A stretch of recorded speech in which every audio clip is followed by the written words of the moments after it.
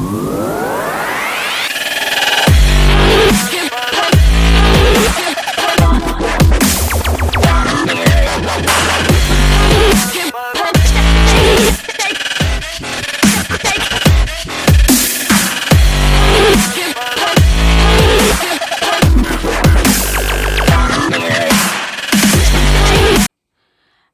दोस्तों, learning on tube पे आप सबका स्वागत है।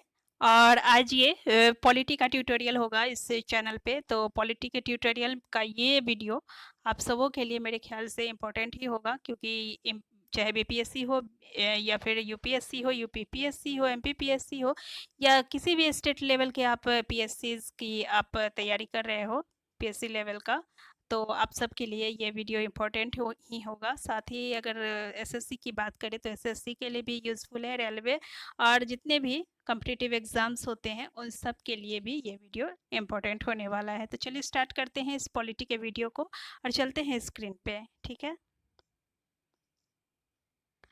तो आज के इस वीडियो में हम लोग संवैधानिक विकास के विषय में पढ़ेंगे। संवैधानिक विकास भारत में किस तरह से हुआ और किस तरह से हमने भारत को गणतंत्रात्मक देश बनाया।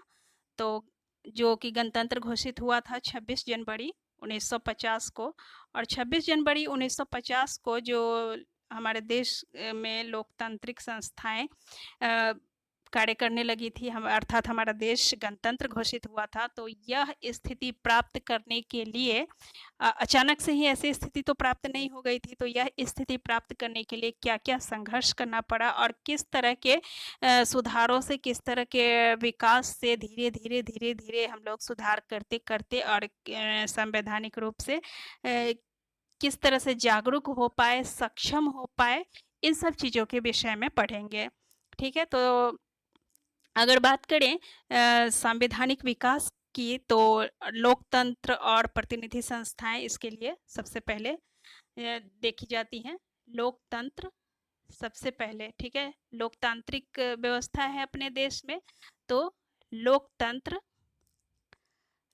की अगर हम बात करें तो लोकतांत्रिक व्यवस्था के रूप में लोकतंत्र स्थापित हुआ 26 जनवरी 1950 को।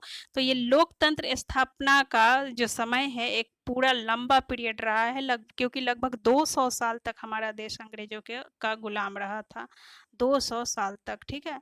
तो इन 200 सालों में हमने क्या क्या कार्य किया, इन सब के विषय में इस वीडियो में पढ़ेंगे, ठीक है। तो सबसे पहले तो देखेंगे कि ये जो लोकतांत्रिक प्रतिनिधि संस्थाएं थी, तो ये अपने भारत के लिए कोई नई बात नहीं थी। इससे पहले भी वैदिक काल में इस तरह की चीज़ें देखने को मिलती हैं। अगर हम वैदिक ग्रंथों का ध्यान से अध्ययन करें तो उसमें हमें सभा और समितियां नाम की दो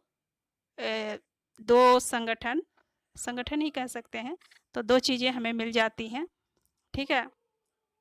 सभा और समितियां, है ना। यहाँ पे वैदिक में अगर हम बात करें, वैदिक में है दो चीज़ें हैं, दो संगठन। एक तो सभा है, ठीक है, सभा, और दूसरी है समिति।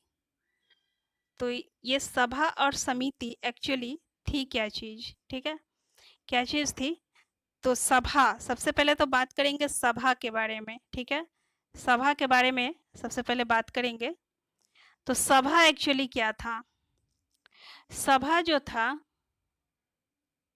यह सभा एक छोटा सा निकाय था, और यह वरिष्ठ लोगों का निकाय था, और प्रबुद्ध जनों का, इसे कह सकते हैं, वरिष्ठ और प्रबुद्ध जनों का निकाय था, ठीक है।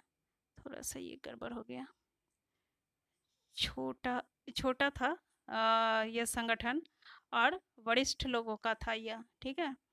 तो इसको हम प्रबुद्ध जनों का चूंकि था, तो इसको हम आज के डेट का राज्यसभा मान सकते हैं, राज्यसभा, ठीक है, जो कि आज के समय में उच्च सदन या फिर राज्यसभा कह लें, ठीक है। तो ये उच्च सदन के समान था, ठीक है।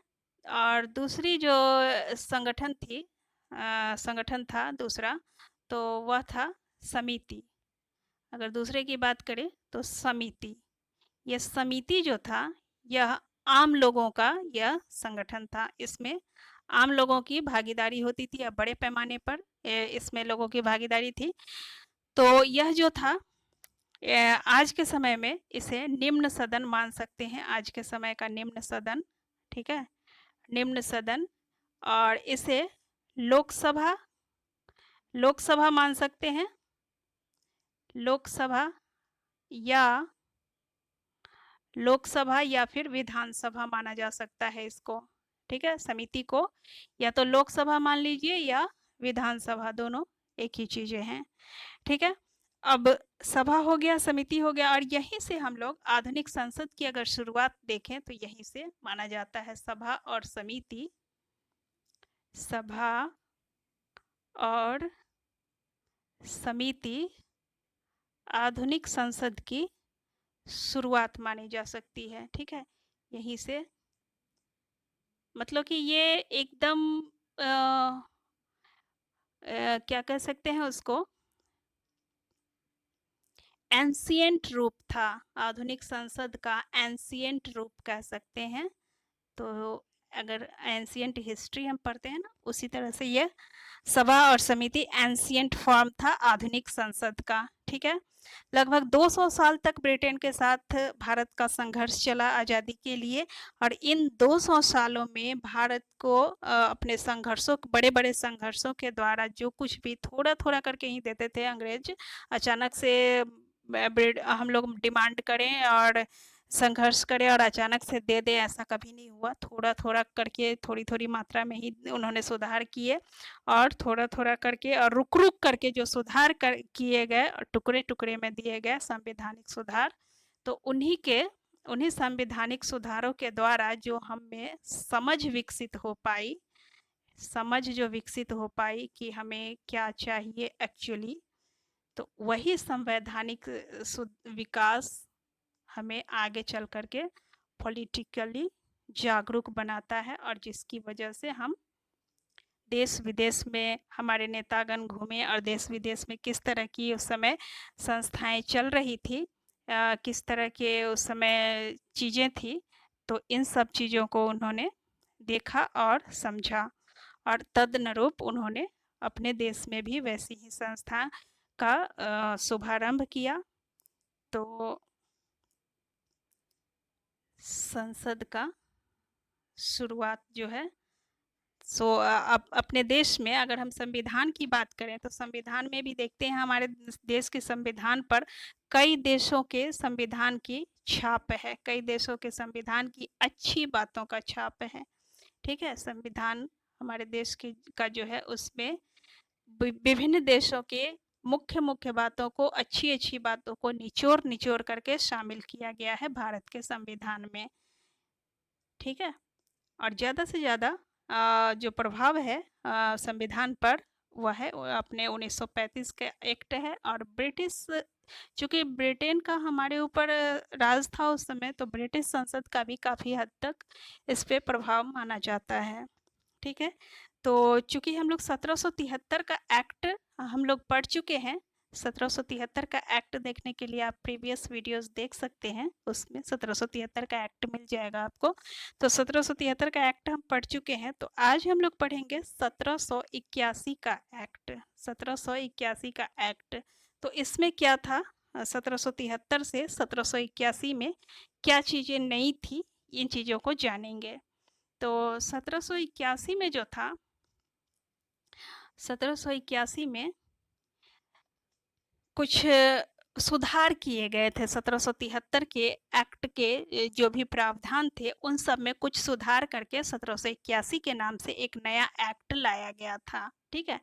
तो 1773 के एक्ट में ऐसी कौन सी चीज़ें सुधार की गई थी, तो 1773 के एक्ट में एक प्रावधान था सुप्रीम कोर्ट का। 1774 में सुप्रीम कोर्ट बनाया गया था, बंगाल में, कलकत्ता में स्थापित किया गया था सुप्रीम कोर्ट को। तो उस कलकत्ता के सुप्रीम कोर्ट के जो मुख्य न्यायाधीश थे, या फिर इस न्यायालय को ही कह लीजिए, उसको अपीलीय और प्राथमिक मामलों की सुनवाई का अधिकार दिया गया था, अपीलीय और प्राथमिक। तो इन अपीलीय और प्राथमिक मामलों में किस तरह के मामलों की, वह किन लोगों के मामलों की सुनवाई कर सकती थी? तो उसमें कलकत्ता सुप्रीम कोर्ट यह सुनवाई कर सकती थी, जैसे कि अगर कंपनी की सेवा में लगे हुए अधिकारी या कर्मचारी, उसके अलावा ब्रिटिश सरकार के सेवा में लगे हुए अधिकारी या कर्मचारी, तो इन सब के कार्यों से संबंधित किसी भी तरह का अगर कोई भी विरुद्ध में मामला मिलता है तो उन सब की यह सुनवाई कर सकती थी और उन पे कार्यवाही भी कर सकती थी। यह कलकत्ता का सुप्रीम कोर्ट कर सकता था।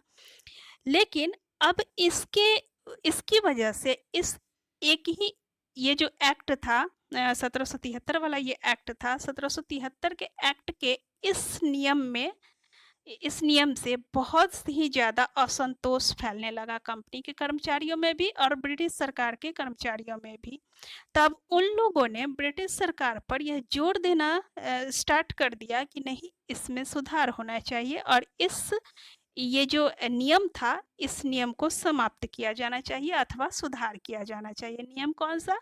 जो कि अभी बताया आपको कि इस सुप्रीम कोर्ट को यह अधिकार दिया गया था कि वह कंपनी और सरकार की सेवा में लगे हुए अधिकारी अथवा कर्मचारी के विरुद्ध शिकायतों को सुन सकती थी और उस पर कार्यवाही कर सकती थी।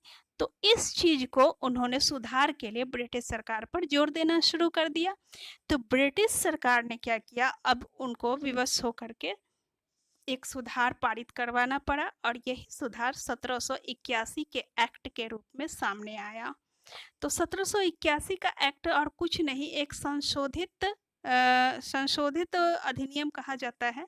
तो यह संशोधन ही था एक तरह से 1773 वाले एक्ट में। ठीक है, यह 1773 वाले एक्ट में एक संशोधन मात्र था। तो संशोधन में क्या क्या मुख्य बातें थी?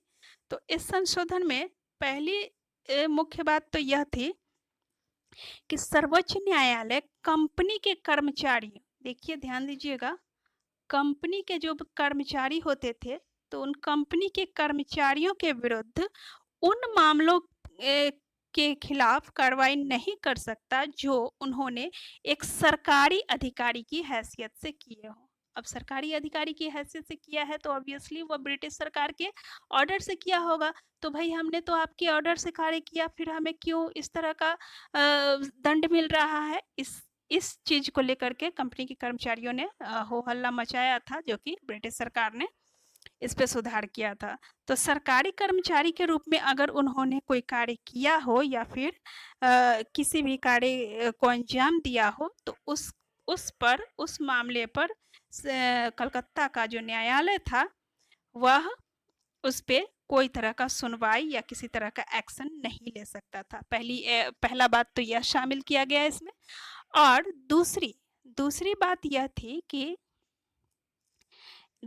यह कि कंपनी के राजस्व कलेक्टरों और कानूनी अधिकारियों को भी, एक तो कंपनी के कर्मचारी हो गए, सिंपल सा था कंपनी के कर्मचारी, ठीक है, और दूसरा था, पहला तो कंपनी के कर्मचारियों को इस चीज से मुक्त कर दिया गया कलकत्ता उच्च न्यायालय के कार्यवाही से, ठीक है, और दूसरे की अगर बात करें तो कंपनी के राजस्व कलेक्टर,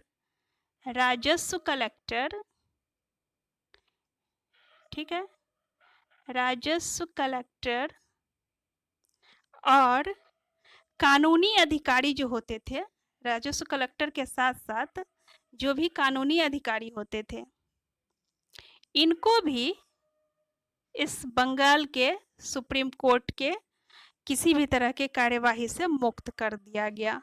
ठीक है, राजस्व कलेक्टर और कानूनी अधिकारी। तो दूसरा हो गया। अब तीसरी बात तो यह थी, इसमें तीसरा सुधार यह किया गया कि गवर्नर जनरल जो थे, अब इन्हें भी शिकायत थी। गवर्नर जनरल और उसके साथ साथ 3 अन्य पार्षद भी नियुक्त किए गए थे, जिसके बारे में बताया मैंने आपको। 4 अन्य पार्षद थे। तो गवर्नर जनरल और उनके परिषद के जो भी सदस्य थे, उनके पार्षद, इन सब को भी कलकत्ता सर्वोच्च न्यायालय के कार्य क्षेत्र से मुक्त कर दिया गया। ठीक है। और चौथा जो था, चौथे की अगर बात करें तो चौथा था कि कानून बनाने अथवा उनका क्रियान्वयन करते समय, अर्थात उनको लागू करते समय भारतीयों के सामाजिक और धार्मिक रीति रिवाजों का सम्मान किए जाने का निर्देश दिया गया।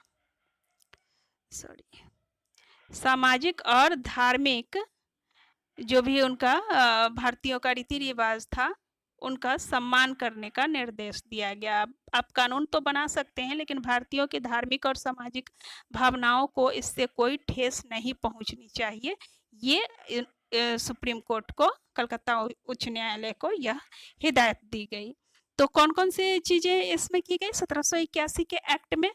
पहला तो कंपनी के कर्मचारी को, ठीक है, पहला तो कंपनी के कर्मचारियों को मुक्त कर दिया गया कलकत्ता उच्च न्यायालय के किसी भी तरह के कार्यवाही से। ठीक है, कंपनी के कर्मचारी। और दूसरा हो गया कंपनी के राजस्व कलेक्टरों और कानूनी अधिकारियों को।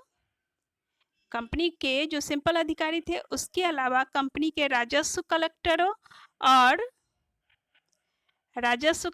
और कौन थे? कानूनी अधिकारियों, इन सबको मुक्त कर दिया गया। और तीसरे जो थे वो गवर्नर जनरल और उसकी परिषद के सदस्यों को इस सुप्रीम कोर्ट के कार्य क्षेत्र से मुक्त कर दिया गया। गवर्नर जनरल और उनके पार्षदों को, और उसके अलावे जो चौथा था इसमें प्रावधान कि कानून बनाते समय और उनका क्रियान्वयन करते समय भारतीयों के सामाजिक तथा धार्मिक रीति रिवाजों का सम्मान किया जाएगा। तो ये 4 चीजें इसमें इंक्लूड की गई। तो 1781 के संशोधित अधिनियम में, इसे संशोधित इसलिए कहा जाता है कि यह मूलतः 1773 को ही संशोधित किया गया था। ठीक है, 1773 को संशोधित करके इसे 1781 के नाम से फिर एक्ट को लाया गया था। तो इसमें ज़्यादा कुछ खास बातें थी नहीं। हालांकि इसमें से हो सकता है इस तरह से क्वेश्चन पूछा जाए कि 1773 का संशोधित एक्ट कौन सा था। ठीक है, तो ये हमारा इस तरह से ये ख़त्म होता है। नेक्स्ट हम लोग पढ़ेंगे 1784 का पिट्स इंडिया एक्ट। 1784 का पिट्स इंडिया एक्ट बहुत ही इम्पोर्टेंट है, तो इसको कल हम लोग कर लेंगे। ठीक है, और थैंक यू आप सबों का इस वीडियो को देखने के लिए।